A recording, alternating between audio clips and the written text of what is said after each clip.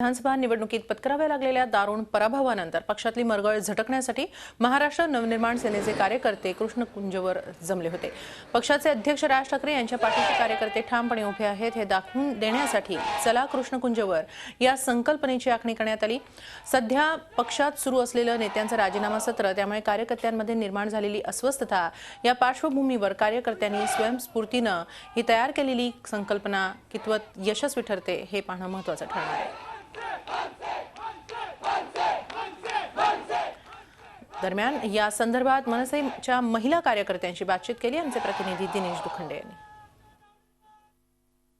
विधानसभा निवडणुकीत पक्षाला मिळालेल्या दारुण अपयशामुळे साहजिकच पक्षातले कार्यकर्ते निराश आहेत। या सर्व कार्यकर्त्यांची पक्षाचे अध्यक्ष राज ठाकरे यांना भेटण्याची तीव्र इच्छा होती। वैशालीताई, तुम्ही आज राज ठाकरेंना भेटलेला, सर्व महिला पदाधिकारी तुमच्या सोबत होत्या, नेमकं राज ठाकरेंशी तुमचं काय बोलणं झालं आणि त्यांनी तुम्हाला काय संदेश दिलेला आहे?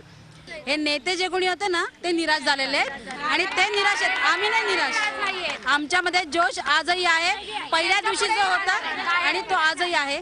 आम्ही त्यांच्यासाठी नेहमीच मागे उभे राहणार, साहेबांच्या बरोबर आम्ही असणार नेहमीच। आत्ता उत्तर तुम्हाला देते की आम्ही इथे धडकलो त्याच्यासाठी की साहेब आम्ही तुमच्या बरोबर आहोत, तुमच्या सोबत काम करणार आहोत आणि मनसे पुन्हा एकदा गगन भरारी घेईल हे सांगण्यासाठी उभे राहिलो आम्ही ते। साहेब म्हणले ठीक आहे। म्हणजे साहेब रोज बातम्या येतात आहे की हा नाराज, तिथे नाराजांची मीटिंग झाली, अमुक झालं।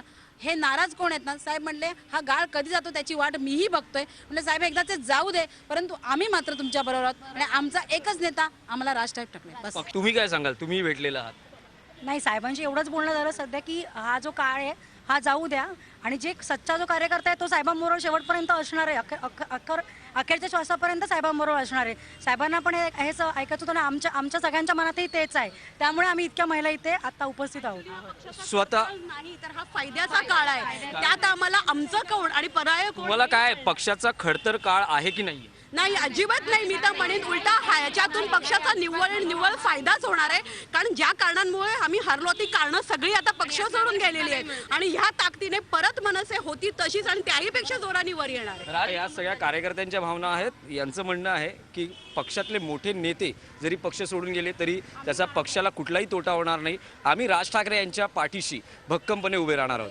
व्हिडिओ जर्नलिस्ट पंकज मंद्रालसह दिनेश दुखंडे, झी मीडिया, मुंबई।